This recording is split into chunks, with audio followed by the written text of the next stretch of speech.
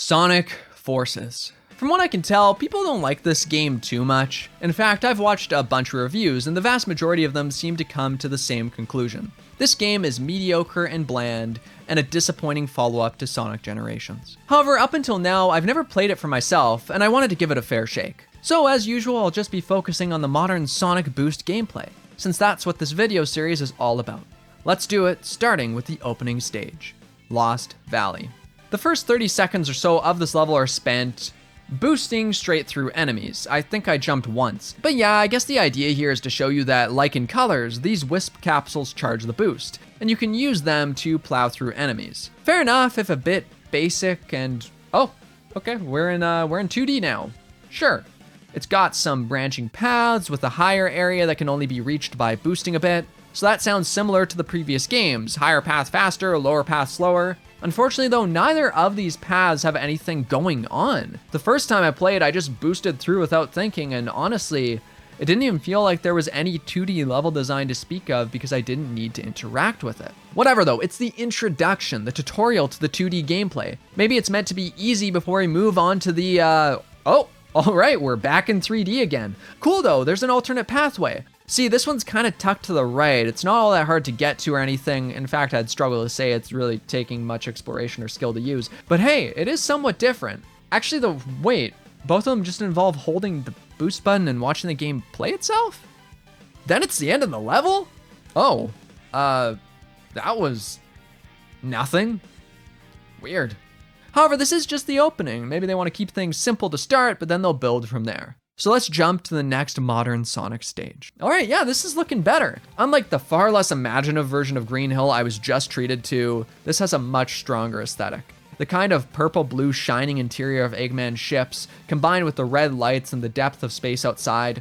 Yeah, this is a look I can get down with. And once you're past the short 2D section at the start, there we go, this is what I'm looking for, some branching paths. It also does a good job of intuitively telling the player which path is fastest. The one to the right is easiest to get to, so that's the slowest. The one to the middle is a little trickier and requires more careful aiming of homing attacks, so it's medium speed. And then the left path is the most difficult one with an enemy that can be pretty finicky to homing attack. So to the right, we've got a brief platforming challenge where you have to climb up, followed by a 2D section, which introduces these sets of blocks that raise as soon as you step on them, meaning that you've got to try to leap to the furthest one, which will immediately spring the player up. In the middle, meanwhile, there's a couple options. First off, you can climb up and go straight forward.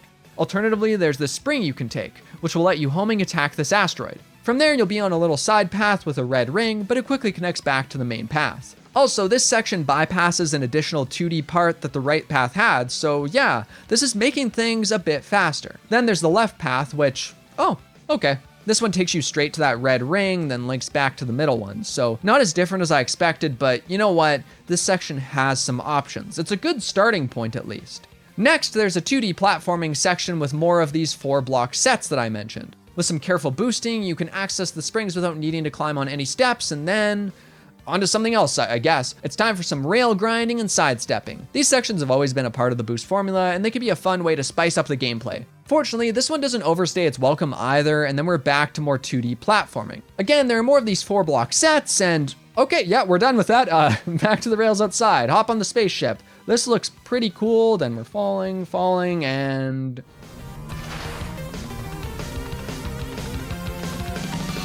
oh. Okay, the stage is done. That's it. Now, this stage showed more promise than Lost Valley, that much is for certain. But still, it didn't go anywhere much. There was some potential for an interesting platforming gimmick with these 4-block sets, but the stage didn't really ramp up the challenge with them or use them in creative ways. Meanwhile, while the 3D section at the beginning did offer choice, it was so basic. Like, don't get me wrong, this could serve as a good start, but when this is all of the choice I'm given in 3D for the whole level, and then otherwise I'm grinding on rails or watching a QuickTime event, well, that's just not enough, especially when the 2D sections also lack development. On top of this, it's barely more difficult to get on the faster paths since no matter what, you just need to homing attack enemies to get there. As soon as it felt like it might get going, it was already over. But whatever, the stages must get better from here, right? Except no, they don't. Because as far as I'm concerned, that was Sonic Forces' best stage. Let's move on to Luminous Forest. This stage is an absolute disaster. First off, there's this 2D section which splits into a higher and lower path. On the higher path, you can more or less just boost until the game turns back to 3D again, which is a disappointing and boring way to handle the faster path. But then there's the lower path. Oh boy, watching me play, I'm sure I look like I suck, don't I? And I do, because these jumps should be easy to make, and yet they aren't. Sonic's controls here are weird. He's so heavy in 2D space, and his double jump doesn't do much. Then there's his overall handling. See, when he's speeding up, he'll just randomly lurch forward to a higher speed instead of gradually accelerating. It's hard to see when just watching gameplay, but it's impossible for me to ignore when I'm actually playing, and it made the entire play experience awkward. So I guess it's a blessing that I didn't need to actually play much then, huh? Because the stage truly is boost to win. Just hold down that button, run forward, maybe homing attack here and there, and that's it. Sure, there are some hidden faster paths, but honestly, me saying they're faster is a bit of an assumption, because they didn't feel any faster. Makes sense too, since it's harder for anything to feel all that much more satisfying when no matter what you're doing, you're more or less just holding down the boost button. Except even then, the game somehow screws up. Because during these sections, sometimes I'd try to control Sonic and he'd go flying off the edge. It seems like I need to hit these boosters or else he goes careening off into nothing. It's truly impressive how this level has so little in the way of player input, and yet it still somehow manages to feel jank. Oh, also, we end off with another QuickTime event with this giant snake. Could have been cool to actually have a stage built around that, but whatever, doesn't matter, I guess. Then there's Sunset Heights, with 3D sections that can also be trivialized by, you guessed it, boosting to win. Sure, there's an alternate path higher up here, but it doesn't matter when no matter which way I take, I just have to hold a button. Basically, regardless of where I go in 3D here, I know I'm going to more or less be getting the exact same play experience. Unless these paths offer meaningfully different gameplay, they mean nothing to me. As for the 2D sections, well, they don't hold a candle to the 2D sections of modern Sonic stages and generations, and they also don't touch colors, Unleashed HDs, or even the incredibly brief bits of platforming in Unleashed Wii. Network Terminal, meanwhile, is a mostly 2D focused stage with only some 3D rail grinding and a little straightforward boost section at the end. The level design itself isn't that bad though. See, it's focused on these sets of 4 platforms, which spin when toxic liquid pours onto them. It's introduced in a safe environment, and slowly ramps up in challenges as the stage progresses. It's basic, but it's probably the most fleshed out single stage gimmick in this entire game. Unfortunately though, even the structurally sound level design is marred by Sonic's crappy controls and handling. That's not to say it's impossible to get used to this. I actually kinda got okay with it after replaying the stages a few times, but that simply isn't a satisfying experience, and this should have been ironed out. Which is so confusing because couldn't they have just used Sonic's physics from Generations? Unfortunately though, that doesn't exist, so yeah, this stage remains in a state where it had potential, but it's nothing more than that.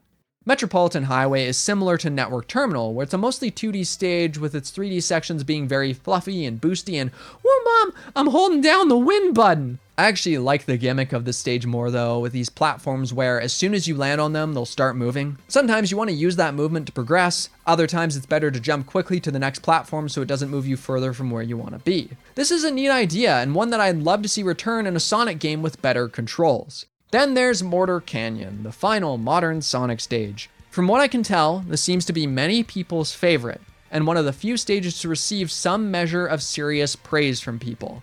And I'm sorry folks, I don't get it. I thought the stage was awful. Yes, it has multiple paths and ways to go through the stage. Yes, it's kind of satisfying to watch yourself fall down. But yes, I could also just hold down the boost button and basically let go of the control stick and the game played itself. Meanwhile, when I forced myself to go out of my way and test out the other paths, they didn't lead to anything. The stage is all sorts of backwards, where the more difficult to reach paths, and I use that word very generously here, are actually slower than the easy paths, and I don't know. I guess it has a better sense of spectacle and scale than most of the stages, and it is the only one that's basically all 3D, but my metric for success isn't that something simply needs to be 3D. Of course not. 3D or not, it's still boring, and this stuff barely counts as level design. And that's all the modern Sonic stages, all of them. Less than Generations, shorter than any stages before, more bland and boring, and frankly, some of the worst 3D level design I've ever seen. To me, these levels contained no compelling 3D gameplay, and that is not an exaggeration. I truly mean that.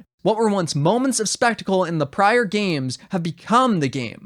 That's it. But where Colors had the sense to use these moments to break up a mostly 2D experience, this game focuses far more on those 3D sections without developing them, leading to a shockingly dull experience. However, there are more stages to discuss still. The team-up stages, where Sonic and the Avatar join forces. But yeah, I'm gonna count these stages because they do have the boost. There's just the Wisp weapon mechanic in addition to it. So hey, maybe these stages are the ones where the game will truly shine. Nah, I'm not even gonna pretend. These are awful. They alternate between some of the most basic platforming I've ever seen, impressively dull combat, and you can skip over all of it using the incredibly easy to abuse Wisp power-ups. Anytime it seemed like there might be an interesting moment, my hopes were immediately dashed. And again, even if there are multiple paths in some of these stages, they mean nothing to me because no matter what I do, the game still basically feels like it's playing itself. It's mind-numbing.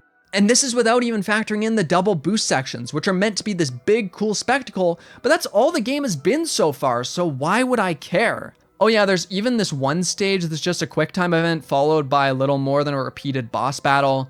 That's it. Still counts as a stage though, and then Final Judgment. Oh boy, I'm sure ready to give my final judgment because this stage changes nothing. Just sidestep left and right, and that's it, baby, you're golden. The only thing to actually do here is this brief part where you have to destroy these canisters, but yeah, this barely counts as compelling gameplay either. Other than that, well, there are a few shadow stages, 2 of which consist mostly of pretty basic 2D platforming challenges, while the second one is this insultingly terrible trek down these stupid water slides that don't control right. And how can a game that so often plays itself feel so bad to play? How do you even manage that? I don't even know what to say about this game.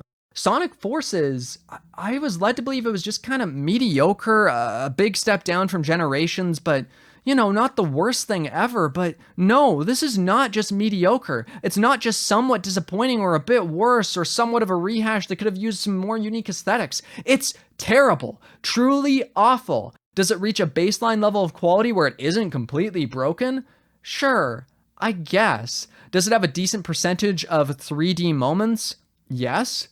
But who cares if it sucks? Do people really hate 2D modern Sonic that much that they'd rather hold a button to win and just be happy that the camera's behind Sonic's back again? You just need to see those spines. That just really gets you going. And if that's truly all it takes for a Sonic game to be considered average, then I think we're at a breaking point here because that's not good enough. Frankly, I'd probably rather have a janky, broken game because then at least I could laugh about it or something. This though, this game is worthless to me, and an incredibly sour note to end this Boost series on. It's weird too because many people act like we shouldn't expect that much from this series. 3D Sonic's often crap, isn't it?